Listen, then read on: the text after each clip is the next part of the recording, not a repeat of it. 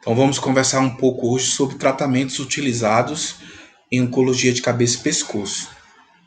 Nós falamos em outras aulas que os tratamentos utilizados em oncologia de cabeça e pescoço, geralmente os mais usados são os dois tipos, né? Que é a quimioterapia e a radioterapia. Muitas vezes esses tratamentos eles podem ser combinados com cirurgia ou com outros tipos de tratamento que são as imunoterapias.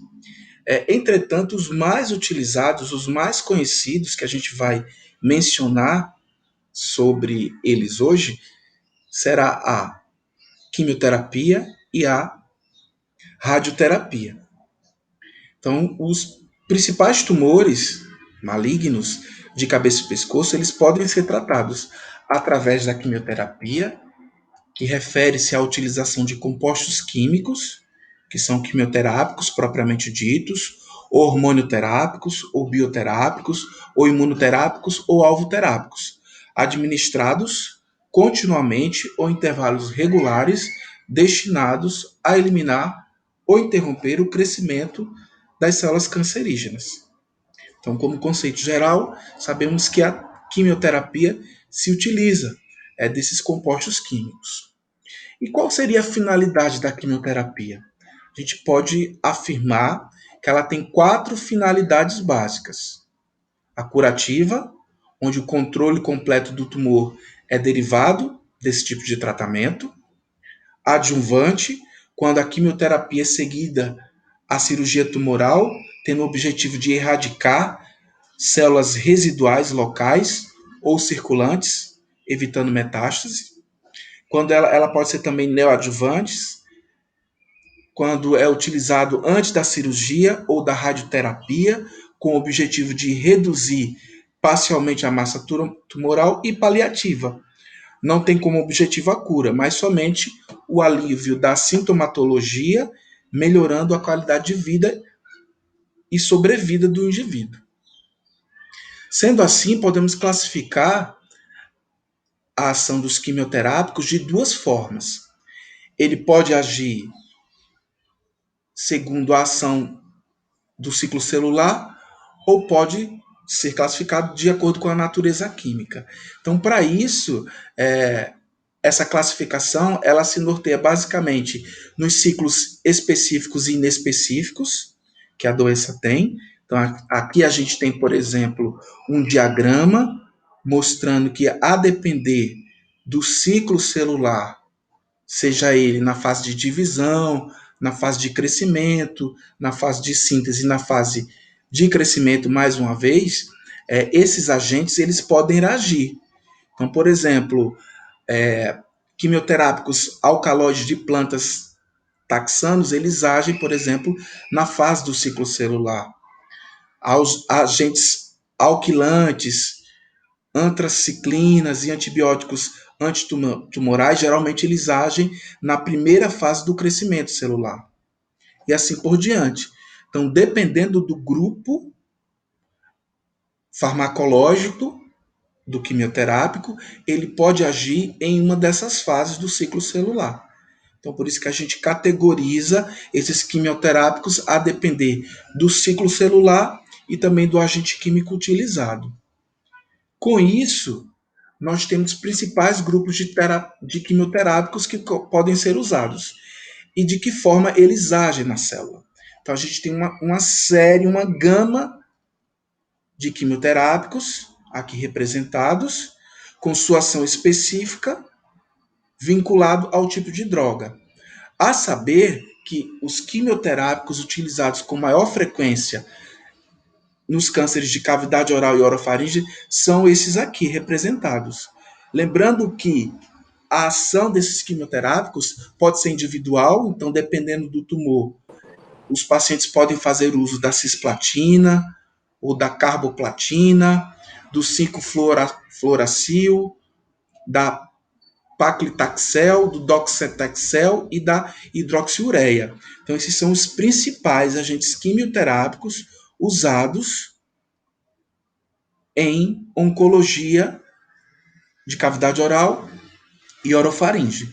Lembrando que a cisplatina, aqui mencionada nesses agentes alquilantes, que faz parte do ciclo inespecífico, eles podem provocar, né, dano direto do DNA, agindo em qualquer fase desse ciclo celular, preferencialmente nas fases de síntese. Então, esse agente quimioterápico, que é o mais utilizado, vocês vão ver que a maioria dos pacientes que tem tratamento oncológico, quimioterápico em câncer de cabeça e pescoço, usam geralmente a cisplatina. Ou os pacientes podem fazer terapia dual, ou seja, eles podem usar dois quimioterápicos associados. Então, geralmente é a cisplatina com o 5-fluoracil, que é o 5-FU. Esse 5-FU, veja que ele já é um agente do grupo específico, ciclo específico, atuando principalmente na replicação do DNA e no RNA, atuando na fase também de síntese. Então veja que ele faz parte desse grupamento. Então, a depender do tamanho do tumor, é que o oncologista ou o cirurgião de cabeça e pescoço vai fazer a prescrição de qual agente vai ser melhor para o indivíduo. Então, depende muito do tamanho do tumor, do tipo daquele tumor, para ele fazer ou terapia isolada, e geralmente a cisplatina vai ser a mais utilizada, ou terapia dual, a cisplatina com a conjunção de outro agente quimioterápico, geralmente desenvolvido dessa segmentação aqui que eu mostro para vocês. Então, os principais sintomas relatados pelos pacientes que fazem uso da quimioterapia são náuseas, vômitos, alopecia e fadiga, e também anemia, diarreia e imunossupressão. Esses são os principais sinais e sintomas vinculados, de um modo geral, a esses pacientes que fazem uso desses quimioterápicos aqui abordados. Só que o mais interessante para a gente é perceber o que aquele quimioterápico vai causar como sinal e sintoma. Então, por exemplo, o que mencionado anteriormente, né, a cisplatina. A cisplatina é um importante agente quimioterápico que geralmente vai causar alterações do paladar. Outros medicamentos mencionados lá, como metotrexato, o 5-FU também, eles vão causar mucosite oral. Então vejam que não apenas quimioterápicos tratados para tumores de cabeça e pescoço. Então, nós vamos ter, por exemplo, a mucosite oral como principal sintoma adverso decorrente da toxicidade direta dos quimioterápicos. Então, os pacientes, por exemplo, eles podem fazer um tratamento para um câncer em região, por exemplo, urológica, e terem a mucosite, por conta de que alguns quimioterápicos vão causar alterações específicas no sistema estomatognático. Então, os sintomas adversos mais vinculados será a mucosite, alterações do paladar, seguido também da xerostomia. Veja que o 5-fluoracetil, ele que causa mais danos. Veja que ele pode causar mucosite, xerostomia e alterações de paladar. Outros quimioterápicos, também utilizados na terapia oncológica de cabeça e pescoço, podem causar alopécia e também o eritema acral, que é uma vermelhidão que pode ocorrer na região ungueal dos dedos. Além disso, podem causar alterações do sistema circulatório, como disfunção ventricular lateral ou falha cardíaca por congestão circulatória, isquemia, hipertensão, hipotensão e pericardite. Observem que a maioria desses quimioterápicos utilizados para o tratamento oncológico do câncer de cavidade oral e orofaringe estão vinculados a esses sintomas específicos relacionados à toxicidade direta dos quimioterápicos. Lembrando que a cisplatina e o 5-FU são os mais utilizados e que têm uma repercussão muito grande no sistema estomatognático. sinais e sintomas específicos como mucosite oral, xerostomia e alteração de paladar. Temos também outros sistemas que podem estar relacionados a essa toxicidade, como o sistema hepático, como o sistema renal e o sistema neurológico. Tá? Então, dependendo do tipo de quimioterápico, eu vou ter uma alteração específica. Veja que a cisplatina aqui, ó, ela entra como um grande agente tóxico hepático. Tá? Então, é dose dependente. Então, dependendo é, dos pacientes, a gente pode encontrar essas alterações. Veja que a cisplatina, que é um importante agente quimioterápico utilizado na oncologia, propriamente da segmentação de cabeça e pescoço, dos tumores malignos de cabeça e pescoço, a gente tem também a cisplatina aqui, ó, vinculada à alteração do sistema neurológico, como, por exemplo, neuropatia periférica. Então, os pacientes, apesar de terem alterações específicas lá na cavidade oral, eles podem se referir a dores neuropáticas nos membros e em regiões mais periféricas do corpo.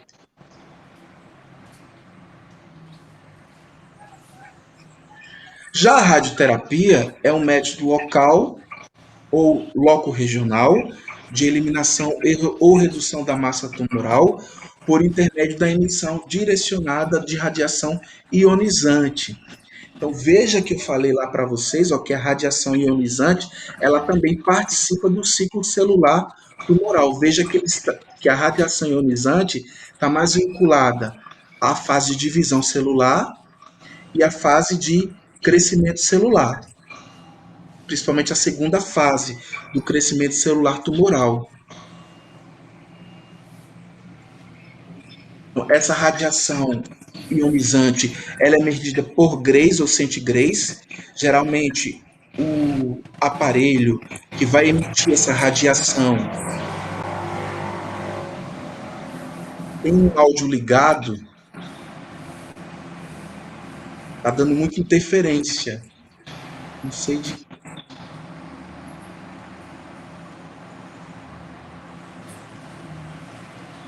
Seria bom desabilitar esse áudio que está ligado para não dar tanta interferência na gravação.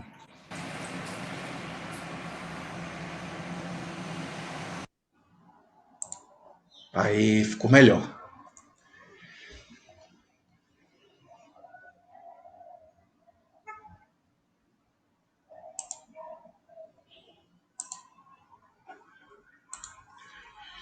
Então, essa radioterapia, ela é medida através de grays ou centigrays, então o aparelho que emite essa radiação, ele é medido dessa forma, e essa quantidade diária de dose e a dose total deve ser avaliada durante essa intensidade do tratamento. Então, dependendo dessa dose, seja ela residual diária e total, geralmente o radioterapeuta, que é o médico que faz o cálculo dessa dose para aquela área do tumor especificamente, ele vai informar qual tipo de dose diária e residual para aquele tempo total, para fazer com que a gente se programe se o paciente vai ter alguma alteração específica, mediante aquela radiação total que ele vai ter. Então, tem como a gente prevenir mais ou menos o que pode acontecer nos pacientes.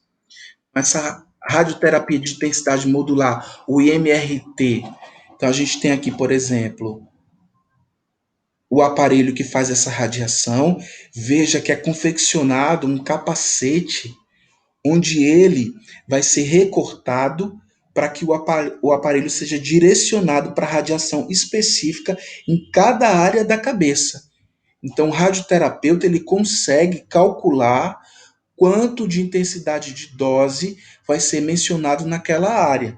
Então, ele consegue fatiar quantos grays será evidenciado naquela área.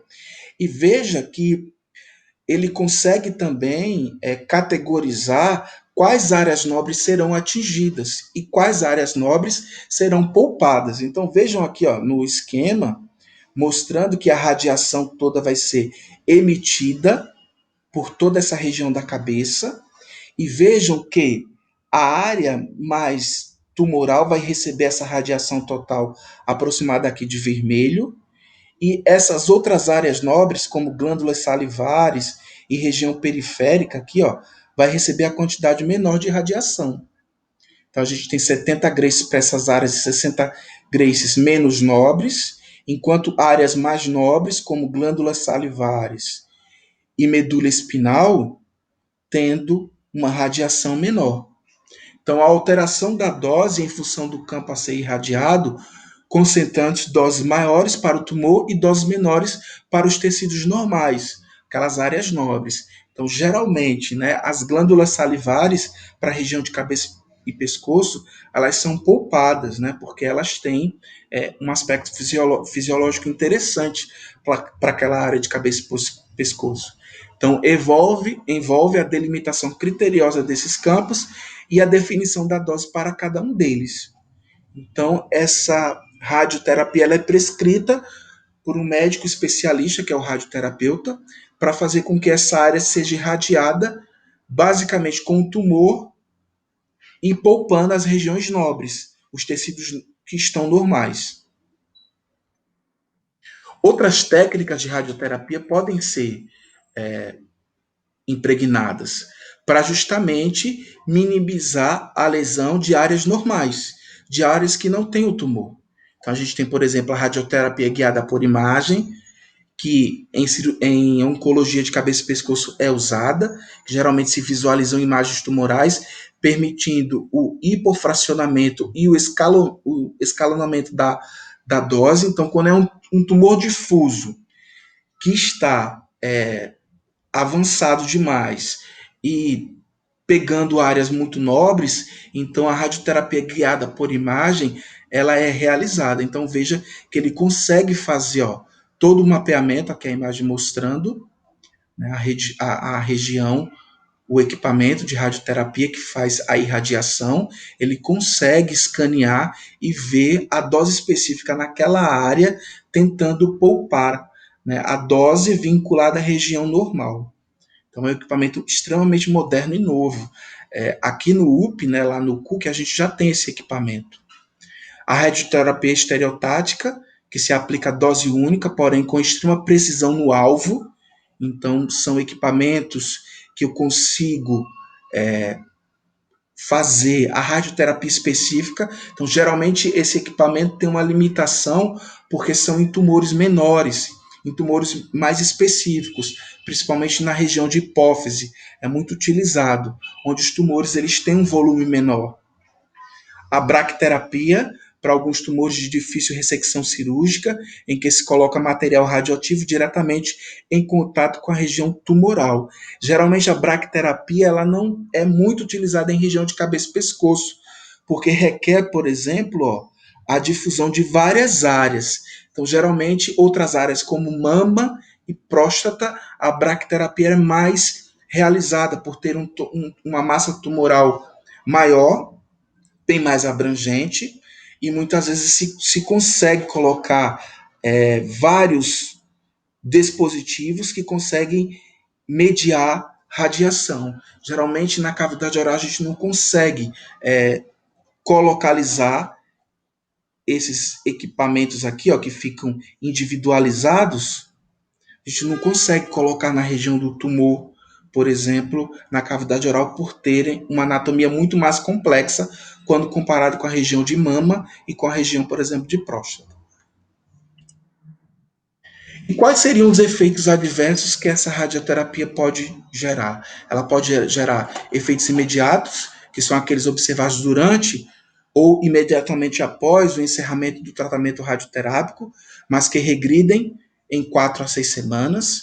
Então, geralmente, a radiação que causa na pele é um efeito imediato que o paciente pode observar, lembrando uma queimadura, uma radiodermite, que a gente chama, na região de pele, ou efeitos tardios, manifestam-se meses ou anos após a radioterapia e são, em geral, permanentes. Envolvem, dentre outras, sequelas no sistema reprodutor, como infertilidade e déficit de ereção e fibroses nas mucosas e na pele, originando problemas funcionais em região que demandam flexibilidade desses tecidos.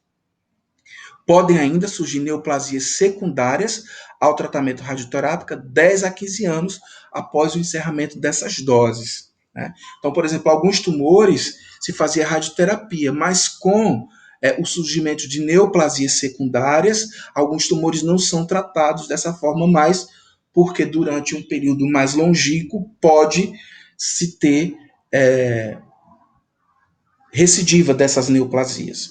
Então, por isso que os pacientes geralmente que fazem uso de radioterapia, eles têm um período longo de acompanhamento, cerca de 10 a 15 anos após o encerramento é, dessa, desse tratamento de radioterapia. E os efeitos tardios mais acompanhados em odontologia, a gente tem que lembrar de dois, né? A cárie de radiação e muitas vezes a osteoradionecrose. Por isso que muitas vezes os pacientes que fazem radioterapia e pós a radiação são contraindicados fazerem exodontia. E muitas vezes, quando eles não fazem o preparo da boca, eles podem ter cárie de radiação por conta do enfraquecimento do esmalte muito irradiado nessa área. Então, um dos efeitos tardios que pode ocorrer à odontologia é a cárie de radiação e a osteoradionecrose. Então, outra coisa que também está norteado de sinais e sintomas que podem ser vinculados à localização da radiação, a fatores de riscos associados aos efeitos adversos derivados da radioterapia, existem esses aqui, né? Depressão, fadiga e dermatite, dependendo da área, né? Então, geralmente, mama, pulmão, pâncreas, orofaringe tem depressão vinculada, né? Por conta da estima, da mutilação que faz, das áreas de radiação que fica com alterações de pele, então causa uma depreciação do paciente, fazendo com que ele tenha depressão. Né? Então, durante o diagnóstico, por isso que precisa de uma equipe multidisciplinar para investigar o histórico pessoal familiar de depressão prévia desses pacientes. Né? Então, por exemplo, no câncer de cavidade oral, a gente pode observar, principalmente a área de orofaringe para esses pacientes. Fadiga, então cabeça e pescoço também está vinculado. Dermatites, também está muito vinculado. Então, os pacientes, por exemplo, que têm o maior fator de risco para apresentar as dermatites são os pacientes que têm obesidade ou que tiveram quimioterapia e que estão com sobrepeso. Cardiovascular e pulmonar, então a gente tem a doença cardiovascular aqui também associada, então principalmente os linfomas, mama e pulmão. E os gastrointestinais, aí a gente tem a xerostomia, a mucosite e a esofagite. Então, para cabeça e pescoço, esses são os principais efeitos adversos, xerostomia e mucosite e esofagite. E para as áreas mais sistêmicas, a gente tem a enterite, que é a diarreia, e as emeses, né? Que são as náuseas e os vômitos que os pacientes têm. Já no sistema geniturinário, aí já foge um pouquinho da nossa área de atuação, né? Que é a radioterapia propriamente nessas áreas geniturinárias, a gente vai ter a cistite, a disfunção erétil e a perda da lubrificação com estenose vaginal, principalmente nas neoplasias malignas de útero e vagina. E essa terapia antineoplásica para o câncer de cavidade oral, essas modalidades terapêuticas que envolvem, como a cirurgia, a radioterapia, a químio ou terapia-alvo, que são as mais recentes, a imunoterapia, que a gente tem como um importante efeito terapêutico antineoplásico, é uma terapia bem mais moderna, pouco usado ainda em cabeça e pescoço, mas eles são usados, essas terapias-alvos, com drogas altamente potentes.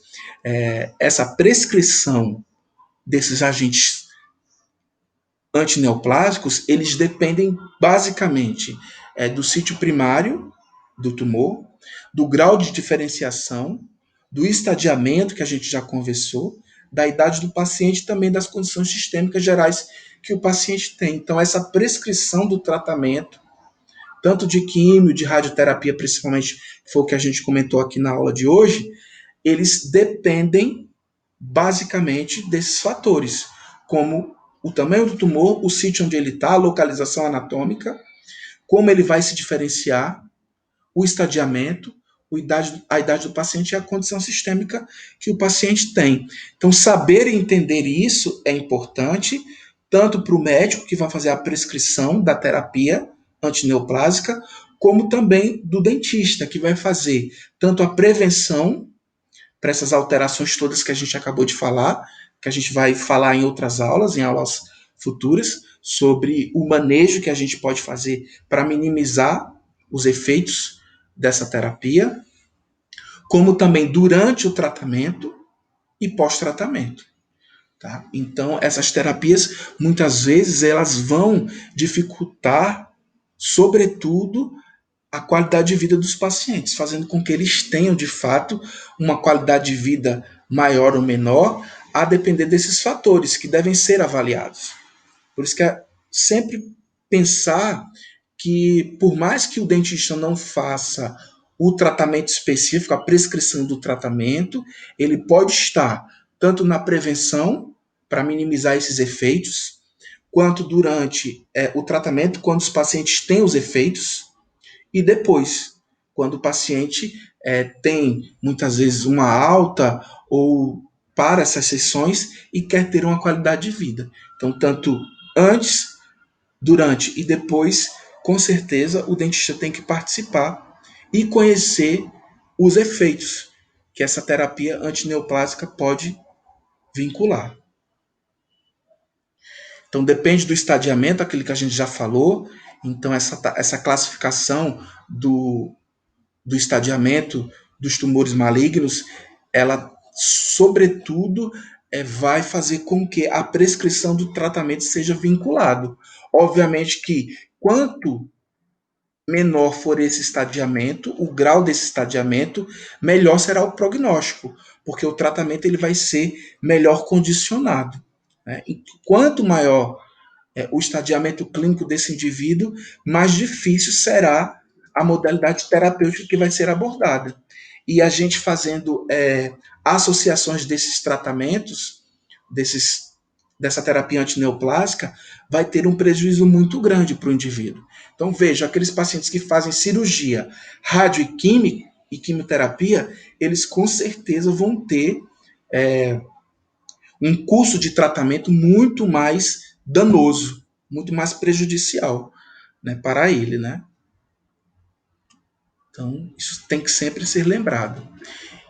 E lembrando também, ó, que a associação da radioterapia e da quimioterapia, ou com terapia-alvo, a depender do tipo, eles podem gerar alterações de toxicidade bem específica.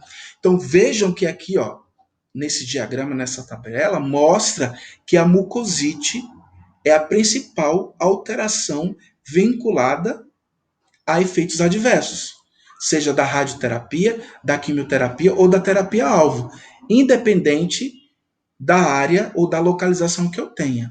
Obviamente que isso vai ser exacerbado pelo tipo e forma de tratamento vinculado, mas vejam que a mucosite sempre aparece como um importante fator adverso que possa existir.